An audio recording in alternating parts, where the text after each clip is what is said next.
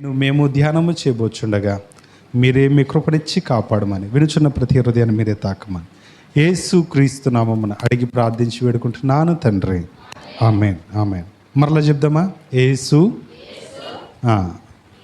నేనే మార్గమును సత్యమును జీవమును, నా ద్వారానే తప్ప ఎవడును తండ్రి యొద్దకు రాడు. దేవునికి స్తోత్రం. ఈ లోకంలో జీవం అంటే ఏంటి? What is mean by life? Eternal life అంటే నిత్య జీవం అంటే ఏంటి? యేసుక్రీస్తు అంటున్నారు, నేనే మార్గము, నేనే సత్యము, నేనే జీవము. దేవునికి స్తోత్రం. నేను జీవము అని అంటున్నారు ప్రభువారు. అర్థమైందండి? అసలు జీవం అంటే ఏంటి? ఏమండి జీవం అంటే ఏంటి? బ్రతికి ఉండటం. అవునా? నేను జీవం ఉంది కాబట్టి నేనేమున్నాను? బ్రతికున్నాను. ఓకే, మరి నిత్య జీవం అంటే ఏంటి చెప్పాలి? ఈ లోకంలో మనకందరికీ జీవం ఉంది కాబట్టి బ్రతికున్నాం. యేసుక్రీస్తుని అంటున్నారు, నేను నీకు నిత్య జీవాన్ని ఇవ్వడానికి వచ్చాను అని అంటున్నారు. అర్థమైందండి? మరి నిత్య జీవం అంటే ఏంటి చెప్పాలి? ఏమండి నిత్య జీవం అంటే ఏంటిది? ఒకసారి చూద్దాం. రోమీయులకు రాసిన పత్రిక 6వ అధ్యాయము 4వ వచనాన్ని చదువుదాం.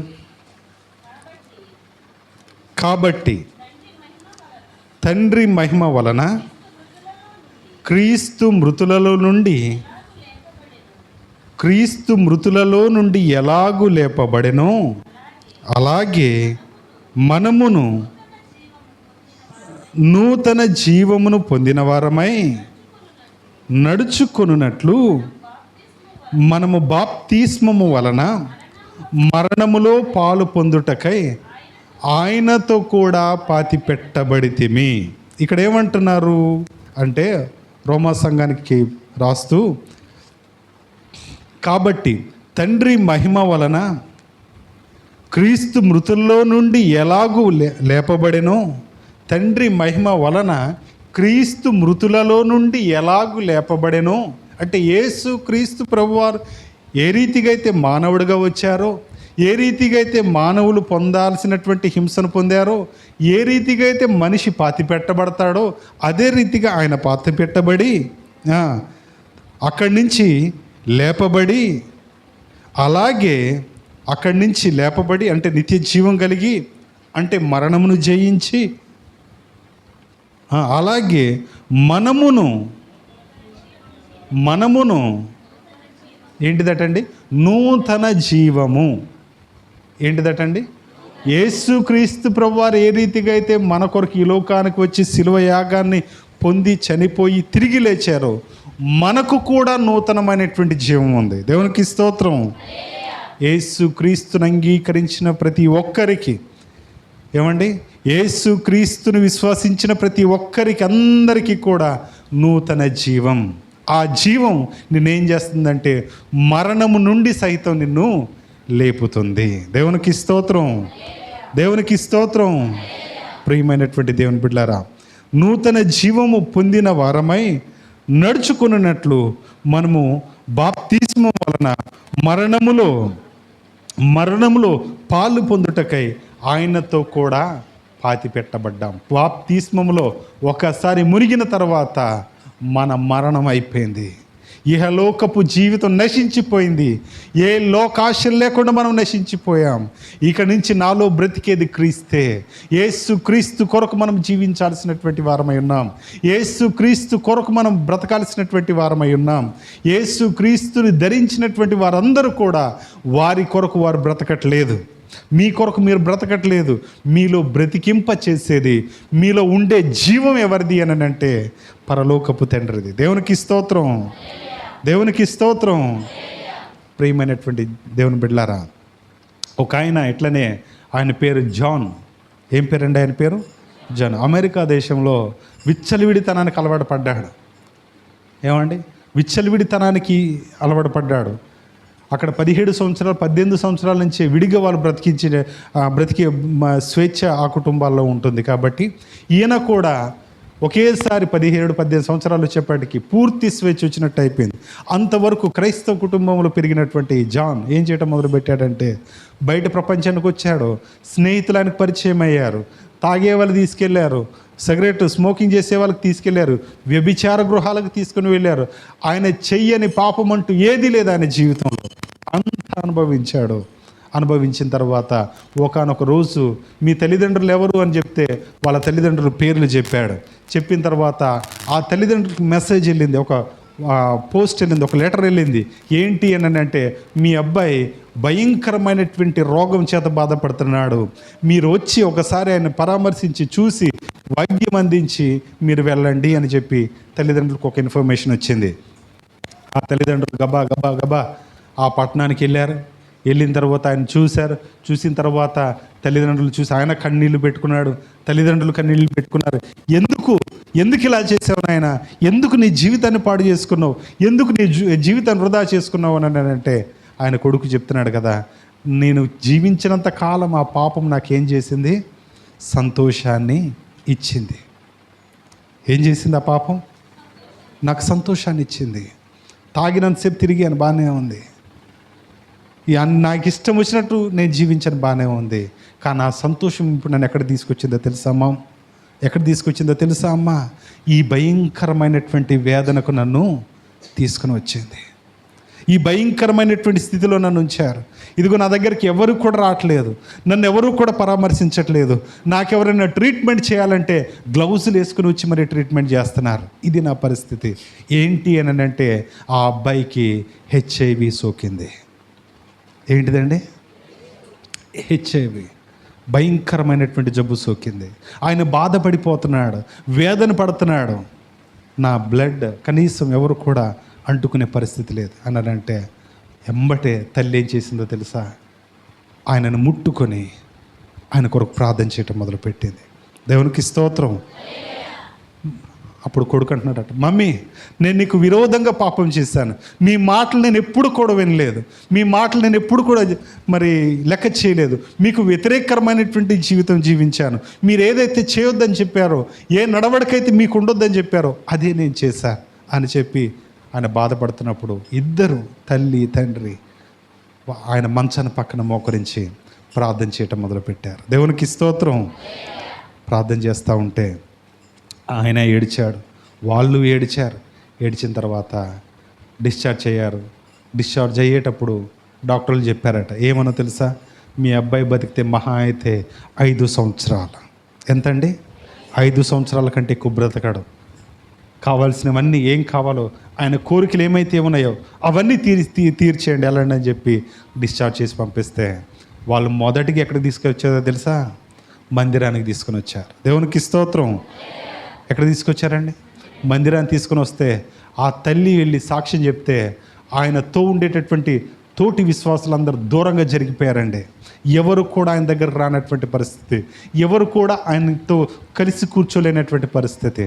అలాంటి పరిస్థితుల్లో 1 వారం అవమానపడ్డాడు, 2వ వారం అవమానపడ్డాడు, 3వ వారం అవమానపడ్డాడు. సంఘం మాత్రం ప్రార్థన చేస్తూ ఉన్నది, సేవకుడు ప్రార్థన చేస్తూనే ఉన్నాడు. ఆయనకు ఉండేటటువంటి ఆ స్కెలిటన్ కలిగినటువంటి ఆ శరీరం, ఎముకలతో కూడినటువంటి ఆ శరీరం మొత్తం పోయి అందంగా తయారవటం మొదలుపెట్టాడు. దేవునికి స్తోత్రం. మంచిగా తయారయ్యాడు. 6 నెలల్లోనే ఒకప్పుడు ఎట్లుండేటోడు ఆ జాన్ అట్లా తయారైపోయాడు. తయారైన తర్వాత మళ్ళందరూ వచ్చి, నువ్వు పేషెంట్ కదా, నీకు ఈ ఆరోగ్యం ఎలా వచ్చింది అని అన్నట్టు ఆయన చెప్తున్నాడట, నాకు దేవుడు, చెప్పలేవరు, దేవుడు ప్రసాదించాడు. దేవునికి స్తోత్రం. నా పాపం నా శరీరాన్ని తినేస్తుంటే, నా పాపం నా శరీరాన్ని మింగేస్తుంటే, నేను చేసిన అతిక్రమం నా దోషాన్ని మింగేస్తూ ఉంటే, నా యేసుక్రీస్తు నా శరీరాన్ని ఏం చేశాడు? చెప్పలేం చేశాడు? బాగు చేశాడు. దేవునికి స్తోత్రం. ప్రియమైనటువంటి దేవుని బిడ్డలారా, అలా రోడ్డు మీదకి వెళ్తూ ఉంటే 1-2 సార్లు చూసి ఒక అమ్మాయి వచ్చి, నువ్వు చాలా బాగున్నావు అని చెప్పిందట. ఆమెకు తెలియదు కదా ఈ స్టోరీ అంతా. అంటే థ్యాంక్ యూ అని చెప్పిండట. ఏమండి, మరలా వచ్చి నువ్వు చాలా అందంగా ఉన్నావు అని చెప్పిండాడు. ఆయన కూడా థ్యాంక్ యూ అని చెప్పిండట. మరలా వచ్చి ఆమె చెప్పిందట, నేను నిన్ను ప్రేమిస్తున్నాను అని చెప్పిందట. ఆయన చెప్పిందట, నేను యేసుక్రీస్తుని ప్రేమిస్తున్నాను. దేవునికి స్తోత్రం. ప్రియమైనటువంటి దేవుని బిడ్డలారా, మీరు ఎవరినైతే అమితంగా ప్రేమిస్తారో వారితో మాట్లాడకుండా మీరు ఉండలేరు. మీరు ఎవరినైతే అమితంగా మీరు ఇష్టపడతారో మీ జీవితంలో వారితో సమయం గడపకుండా మీరు ఉండలేరు. జాన్ అంటున్నాడు, I'm spending more time with my God. నేను నా దేవునితో అత్యధికమైనటువంటి సమయాన్ని నేను గడుపుతున్నాను. దేవునికి స్తోత్రం, దేవునికి స్తోత్రం. ప్రియమైనటువంటి దేవుని బిడ్డలారా, జీవము నుంచి నిత్య జీవానికి మార్చబడ్డాడు జాన్ జీవితం. ఈరోజు ప్రియమైనటువంటి దేవుని బిడ్డలారా, యేసుక్రీస్తు ప్రభువారు నీకు నిత్య జీవం ఇవ్వడం కొరకు, నీకు నిత్యమైనటువంటి జీవితం ఇవ్వడం కొరకు ఈ లోకానికి మనిషిగా దిగి వచ్చాడు. నూతన జీవాన్ని నీకు ప్రసాదించాడు. బాప్తిస్మం ద్వారా ఇహలోక లోకాశలన్నీ నీలో చనిపోయి ఎప్పుడైతే బాప్తిస్మంలో లేపబడుతున్నావో క్రీస్తు కొరకు నువ్వు లేపబడుతున్నావు అన్నట్టు సంగతి నువ్వు మర్చిపోకూడదు. దేవునికి స్తోత్రం. నువ్వు మర్చిపోకూడదు. బాప్తిస్మ అంటే ఏంటో తెలుసా? చాలామంది చాలా ఈజీ అనుకుంటున్నారండి. అది పంచభూతాల సాక్షిగా, సంఘము సాక్షిగా. పంచభూతాలు అంటే ఏంటిది చెప్పాలి? ఏంటిదండి? గాలి ఉంది, నీరుంది, నిప్పు ఏడుంది? ఆకాశం, సూర్యుడు. ఆయన నుంచి మనకేమొస్తుందండి? ఉష్ణోగ్రత, వేడి వస్తుంది. కాబట్టి వాటన్నిటి సాక్షిగా, నేల సాక్షిగా, సంఘము సాక్షిగా నేను ఇహలోకంలో పాతి పెట్టబడుతున్నాను. క్రీస్తు కొరకు నేనేం చేయబడుతున్నాను? లేపబడుతున్నాను. That is the meaning of baptism. నికోదేము ఒకడు వచ్చాడు ప్రభు దగ్గరకు వచ్చి, ప్రభువా, నువ్వు నిజంగా దేవుని కుమారుడు అని నేను నమ్ముతున్నాను. దేవుడు నీకు తోడై ఉంటే తప్ప ఈ కార్యాలు కూడా ఎవరు చేయలేరు. నరమానవుడికి అసలు ఇవి అర్థం కాదు. నువ్వెవరో చెప్పు అని అంటే, నిత్య జీవాన్ని సంపాదించుకోవాలంటే అది ఎలా కుదురుద్ది అని అంటే, ఆయన ప్రభువారు అంటున్నాడు కదా, ఒకడు క్రొత్తగా జన్మించాలి. ఎట్లటండి? ఒకడు క్రొత్తగా జన్మించాలి. నీ మనస్సు మారాలి, నీ హృదయం మారాలి, నీ ప్రవర్తన మారాలి, నీ చూపు మారాలి, నీ పరివర్తన మారాలి. అదే నూతనమైనటువంటి జీవానికి నాంది. దేవునికి స్తోత్రం, దేవునికి స్తోత్రం. అర్థమైందంటే, కాబట్టి నిత్య జీవం అనంటే సర్వలోకము సాక్షిగా నన్ను నేను మార్చుకొని నన్ను నేను నీకు అప్పగిస్తున్నాను ప్రభువా అని చెప్పి నీ తనువుని, నీ మనస్సుని, నీ శరీర ఇచ్చలన్నిటినీ దేవుని దగ్గర పాతి పెట్టేసి యేసు క్రీస్తు కొరకు నూతన జీవితాన్ని కలిగి జీవించటమే నిజమైనటువంటి నిజమైనటువంటి క్రైస్తవ్యం. దేవునికి స్తోత్రం. అర్థమవుతుందండి? ప్రియమైనటువంటి దేవుని బిడ్డలారా, యేసు క్రీస్తు అందుకనే అంటున్నారు, నేనే మార్గము, నేనే సత్యము, నేనే మీకు జీవం. ఈ లోకంలో ఈ శరీరం చచ్చిపోవచ్చు. దీని మీద కూడా ఎక్స్పెరిమెంట్లు చేశారు. అసలు మరణం తర్వాత జీవితం ఉందా? ఏమండి, మరణం తర్వాత జీవితం ఉందా? ఎప్పుడన్నా ఆలోచన చేశారా మీరు? మరణం తర్వాత జీవితం ఉందా? ఉంది. ఎవరైనా సరే, ప్రతి ఒక్కరు, చాలామంది ఎవరైతే 10 నిమిషాల కంటే, పావు గంట కంటే, అర్ధ గంట కంటే ఎక్కువ చనిపోయి బ్రతికి లేచారో వారందరూ కూడా వారి దేహాలను చూసుకున్నామని చెప్పారు. మరో జీవితం ఉన్నదని వారు విశ్వసించారు. ఏమండి, సైన్స్లో కూడా రీసెంట్గా చెప్తున్నారు, చనిపోయే 10 నిమిషాల ముందట వాళ్ళ స్థితి అంతటి వారికి గుర్తొస్తుందట. అంటే చేసిన తప్పులు గుర్తొస్తాయి. అంటే దేవుడు చూడండి ఎంత గొప్పవాడో. ఆ క్షణమైన వాళ్ళని ఏం చేస్తున్నాడు?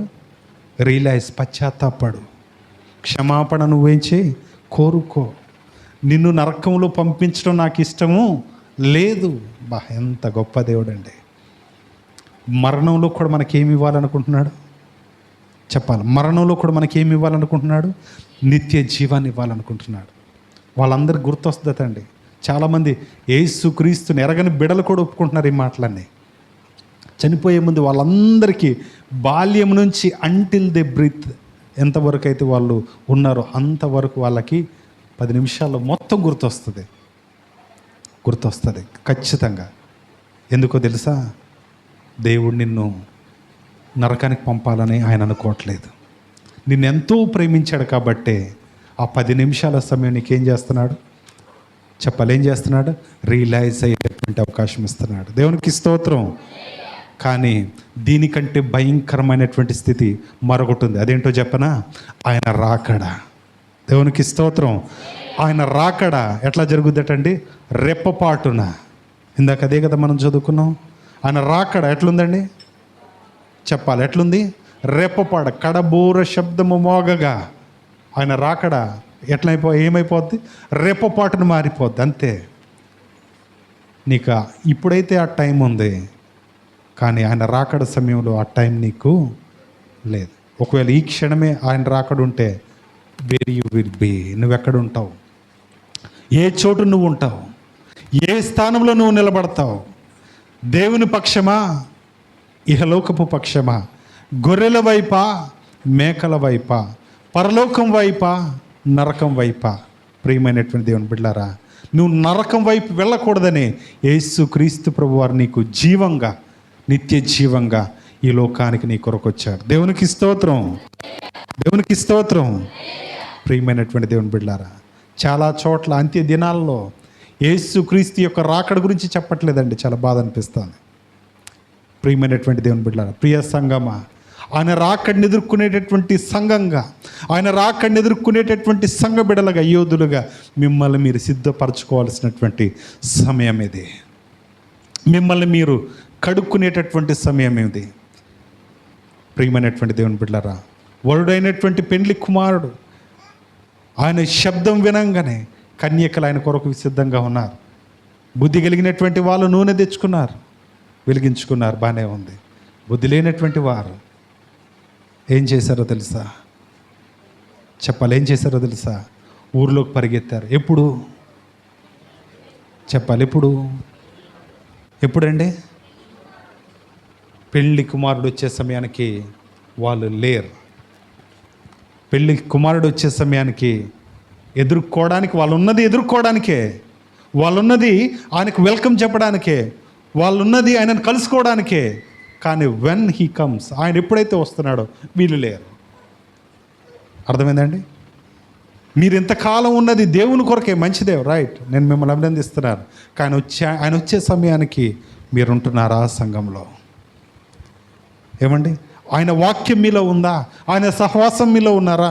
ఆయన మందలో మీరు కలవగలిగారా? ఆయన ప్రేమలో మీరున్నారా? ఆయన ఆత్మలో మీరు నడిపింపబడుతున్నారా?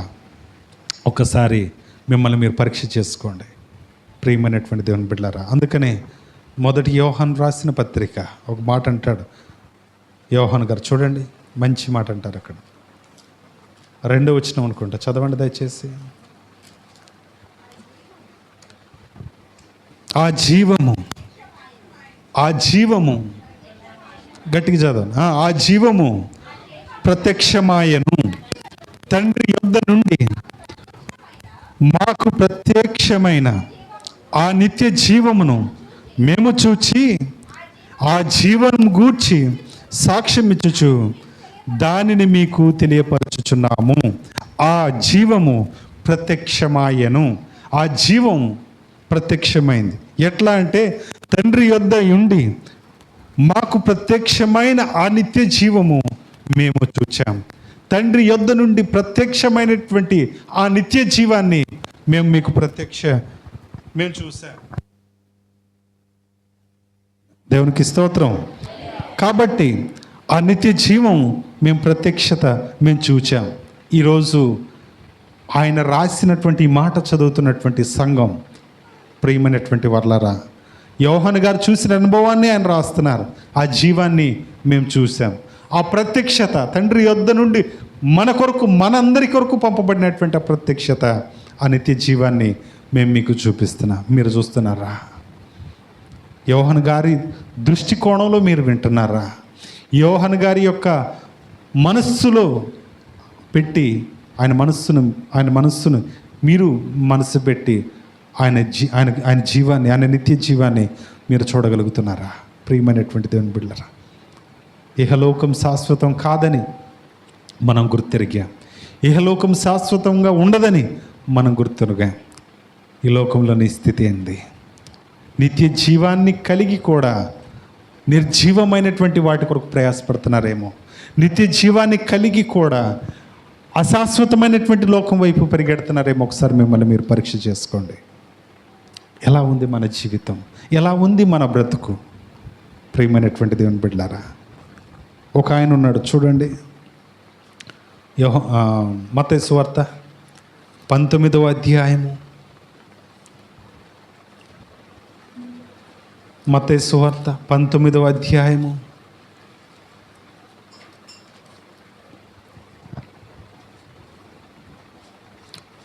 16వ వచనాన్ని చదువుదాం. ఇదిగో ఒకడు ఆయన యొద్దకు వచ్చి, బోధకుడా, నిత్య జీవం పొందుటకు నేను ఏ మంచి కార్యము చేయవలనని ఆయనని అడిగాను. దేవునికి స్తోత్రం. నిత్య జీవం పొందడానికి నేను ఏ మంచి కార్యం చేయాలి? మీరేం మంచి కార్యం చేస్తారు? ఏమంటే మీకు కావాలా నిత్య జీవం? నిత్య జీవం అంటే ఏంటిది మనం విన్నాం. ఏమండి, మరి ఇక్కడ ఒక వ్యక్తి వచ్చి ప్రభువారిని అడుగుతున్నారు, ప్రభువా, నిత్య జీవం నేను నాకు కావాలనుకుంటున్నాను, నేను ఏ మంచి కార్యం నేను చేయాలో మీరు నాకు చెప్పండి అంటే, అందుకు ఆయన, మంచి కార్యం గురించి నన్ను ఎందుకు అడుగుచున్నావు? మంచి వాడొక్కడే. నీవు జీవములో ప్రవేశింపగోరిన ఎడల ఆజ్ఞలను గైకొనుమని చెప్పాను. ప్రభువారు ఏం చెప్పారటండి? మంచి గురించి నన్ను ఎందుకు అడుగుతున్నావయ్యా? సత్ అంటే మంచి, సత్కార్యము అని అంటే మంచి కార్యం నువ్వు చేయాలని చెప్పబడింది కదా మోషే ధర్మశాస్త్ర ప్రకారంగా. అది కాకుండా నువ్వేం చేయాలి? 10 ఆజ్ఞలు నువ్వేం చేయాలి? గైకొనాలి. ఏం చేయాలి? 10 ఆజ్ఞలు నువ్వేం చేయాలి? 10 ఆజ్ఞలు అంటే ఏమున్నాయి?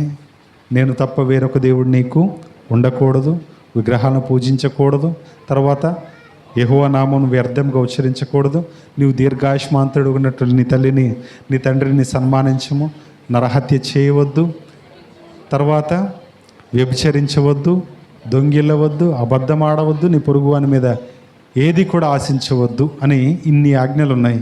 ఇవన్నీ నేను చేస్తున్నాను ప్రభువా అని అన్నారు. మంచిదే కదా? ఒకటి, ఆయనకు మంచి ఉంది. రెండోది కూడా 10 ఆజ్ఞలు కూడా ప్రభువారు పాటించమన్నారు. ఆయన కూడా ఏమంటున్నాడు? అవును ప్రభువా, నేను పాటిస్తున్నాను అని చెప్పాడు ఆయన.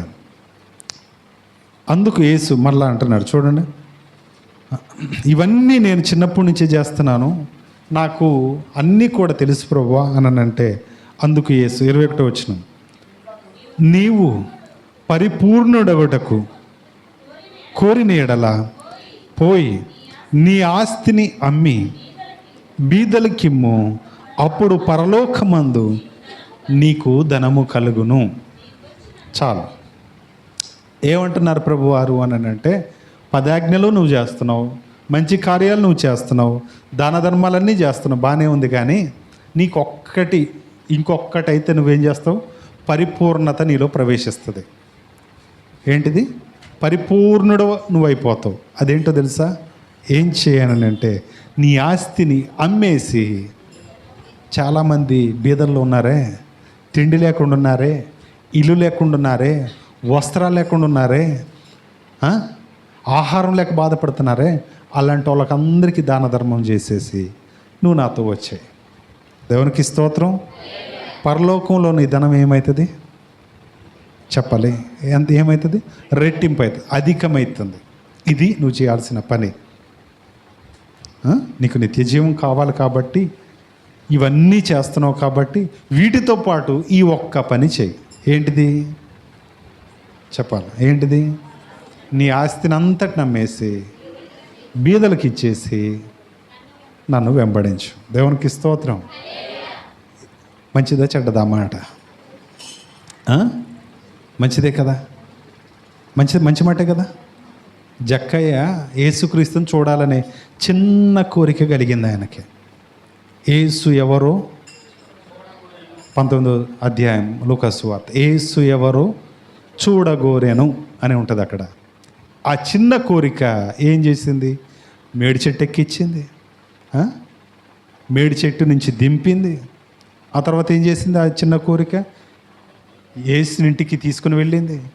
యేసు ఇంటికి తీసుకుని వెళ్ళటమే కాకుండా ఆ ఇంటికి వెళ్ళిన తర్వాత ఆయన అంటున్నాడు కదా, ప్రభువా, నేను ఎవని యొద్ద అయితే అన్యాయంగా తీసుకున్నానో 4 వంతులు ఇచ్చేస్తాను ప్రభువా, అంతేకాకుండా నాకుండే ఆస్తిలో సగం నేనేం చేస్తా? బీదలకి ఇస్తా. దేవునికి స్తోత్రం. ప్రభువారు చెప్పారు ఆ మాట జక్కయ్య గారికి? చెప్పలే. కానీ ఎప్పుడైతే యేసు క్రీస్తు ప్రభువారు ఆ గృహానికి వెళ్ళారో, జక్కయ్య ఆయన తప్పేంటో ఆయనకు అర్థమైపోయింది. జక్కయ్యకి ఆయన స్థితి ఏంటో ఆయనకు అర్థమైపోయింది. జక్కయ్య గారికి ఆయన ఏ విషయంలో దేవునికి దూరంగా ఉన్నాడో అర్థమైపోయింది. కాబట్టి ఎంబటే ప్రభువారి దగ్గర నుంచి లేచి నిలబడి నేను ఇట్లా చేస్తాను ప్రభు అని చెప్పేసి అప్పటికప్పుడు నిర్ణయం తీసేసుకున్నాడు. దేవునికి స్తోత్రం. ప్రభువారు ఎంబటే ఆయన అంటాడు ఏమన్నా తెలుసా? ఇతడు కూడా చెప్పాలి, ఎవరు? The son of Abraham. దేవునికి స్తోత్రం. ఈయన అబ్రహాం కుమారుడు. దేవునికి స్తోత్రం. ఈ ధనవంతుడితో అంటున్నాడు, బాబు నీకుండే ఆస్తి అంతటి నమ్మేసి బీదలకు ఇచ్చేసి నువ్వేం చేయి? నన్ను వెంబడించు. What a Joy! ఎంత మంచి మాట. ప్రియమైనటువంటి దేవుని బిడ్డలారా, ఆ పొజిషన్లో నువ్వు ఉంటే, ఆ స్థితిలో నువ్వు ఉంటే యేసుక్రీస్తుని వెంబడిస్తారా? చూసారు ఎంత గొప్ప భాగ్యం అండి ఆయనకి. యేసుక్రీస్తు ప్రభువారితో మాట్లాడాడు, యేసుక్రీస్తు ప్రభువారితో సంభాషించాడు, యేసుక్రీస్తు ప్రభువారు నన్ను అనుసరించమనేటటువంటి అవకాశం ఆయనకి ఇచ్చాడు. ఆయన ఏం చేశాడో తెలుసా? మిగుల ఆస్తి గలవాడు గనక ఆయన మనసులో రెండు కదిలిని. ఒకటి యేసుక్రీస్తు స్వరూపం, యేసుక్రీస్తు చెప్పిన మాట. రెండవది ఆస్తి. ఈ రెండు యేసుక్రీస్తు ప్రభువారు ఆయనతో అన్నటువంటి మాట ద్వారా ఈ రెండు ఆలోచనలో ఆయన పడ్డాడు. నేను యేసుక్రీస్తు వైపుకి వెళ్ళాలా, నా ఆస్తి వైపుకి వెళ్ళాలా అని ఆలోచన చేసి, యేసుక్రీస్తు ఏమో నిత్య జీవం అంటున్నాడు, అది ఆడుంటుందో నాకు తెలియదు, ఈ చేస్తున్నాను కాబట్టి ఇవి నాకు ఇవ్వో, కానీ ఆస్తి మాత్రం నాకేమిస్తుంది? చెప్పాలి, ఏమిస్తుంది? సుఖాన్ని ఇస్తుంది, సంతోషాన్ని ఇస్తుంది, నా అవసరాలు తీరుస్తుంది, సుఖభోగాలన్నిటి నేను అనుభవించుకోగలుగుతాను. కాబట్టి నేను ప్రయారిటీ నా ప్రాధాన్యత నిత్య జీవాన్ని వద్దనుకున్నాడు. ఆస్తికి ఆయన ప్రాధాన్యత ఇచ్చాడు. అందుకనే ప్రభువారు అంటున్నారు, ధనవంతుడు పరలోక రాజ్యంలో ప్రవేశించుట కంటే ఒంటె ఎంత పెద్దదండి? దాని కనీసం మనం నిలబడితే దాని తల ఎడవ ఉంటుంది, అది చాలా ఈజీగా దూరిపోద్దండి. దేంట్లో? సూది బెజ్జం. ఎంత పోలిక చూసాం ప్రభువారు. ఒక సూది దారం పెట్టడానికి మీరు ఎంత ప్రయాసపడతారు? ఆ సూదిని ఎడదిప్పి దారాన్ని కొరికి లేదా కత్తిరించి అడి చేసి ఇటు చేసి కనీసం ఒక 120 సెకండ్లు, 2 నిమిషాలు 3 నిమిషాలు తీసుకుంటారు. అవును కాదా? కొంచెం చూపుగా ఎక్కువ కలిగినటువంటి వారు కనీసం ఒక 60 సెకండ్లు. కానీ ఈజీగా వెళ్ళిపోద్దటండి ఉంటే.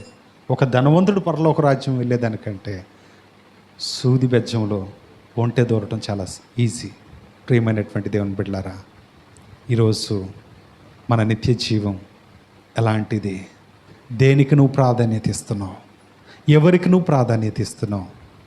ఎవరికి నువ్వు విలువ ఇస్తున్నావు? ఒక్కసారి మీరు ఆలోచన చేయండి. ఈ ధనవంతుడు ఎట్లా వెళ్ళిపోయాడో తర్వాత చూద్దాం వచ్చే వారం. దేవుడి మాటలు దీవించుగాక. తలలు వంచండి, కళ్ళు మూసుకోండి. ఒకసారి చెప్పబడినటువంటి వాక్య భాగాన్ని జ్ఞాపకం చేసుకోండి. మనం ఎవరికి ప్రయారిటీ ఇస్తున్నాం, ప్రాధాన్యత ఇస్తున్నాం? దేవునికా, లోకానికా? దేవునికా, ధనానికా? పరలోకానికా, ఇహలోకానికా? ఆత్మీయ జీవితానికా, లోకాశలకా? దయచేసి మనం ఒక చిన్న తీర్మానం తీసుకొని ఎలా మనం ఉన్నాం, ఎలాంటి జీవితాన్ని మనం కలిగి ఉన్నాం ప్రశ్న వేసుకొని మనల్ని మనం సిద్ధపరచుకుంటూ, ఇహలోకం ప్రభువా క్షయమైనది. అక్షయమైనటువంటి వాటి కొరకు నేను ప్రయాసపడే భాగ్యం దయచేయండి. మనమందరం దేవుని అడుగుదాం. దేవా, మమ్మల్ని దీవించండి, క్షమించండి. శాశ్వతుడైనటువంటి మిమ్మల్ని కలిగి జీవించే కృపను మీరు మాకు దయచేయండి. ఈ లోకములో ప్రభువా మాకందరికీ నిత్య జీవాన్ని ప్రసాదించడానికి వచ్చినటువంటి గొప్ప దేవుడు కాబట్టి ప్రభువా, మాలో నిర్జీవ క్రియలు ప్రభువా ఏ ఉన్నాయో వాటన్నిటిని మేము తీసివేసుకొని నీ వాక్యానుసారంగా జీవపు క్రియలు ప్రభువా, నిత్య జీవపు మాటలు అంటే మీ మాటలు మేము కలిగి జీవించే కృపను మీరు మాకు దయచేయండి. యోహాను గారు ప్రభువా అంటున్నారు, మేము ఆ జీవంతో మేము ఉన్నాం, మేము ఆ జీవాన్ని మేము చూసాం, ఆ జీవాన్ని గురించే, నిత్య జీవాన్ని గురించే మేము మీకు తెలియపరుస్తున్నాం. కాబట్టి మా ద్వారా మీ ప్రియకుమారుడైన యేసు క్రీస్తు ప్రభుల వారిని సర్వలోకానికి చూపించే భాగ్యం ప్రభు, మిమ్మల్ని ధరించిన భాగ్యం, మీలా ప్రభు మాదిరికరమైనటువంటి జీవిత భాగ్యం మాకందరికీ దయచేసి కాపాడమని యేసు క్రీస్తు నామమున అడిగి ప్రార్థించి వేడుకుంటున్నాను తండ్రి. ఆమేన్.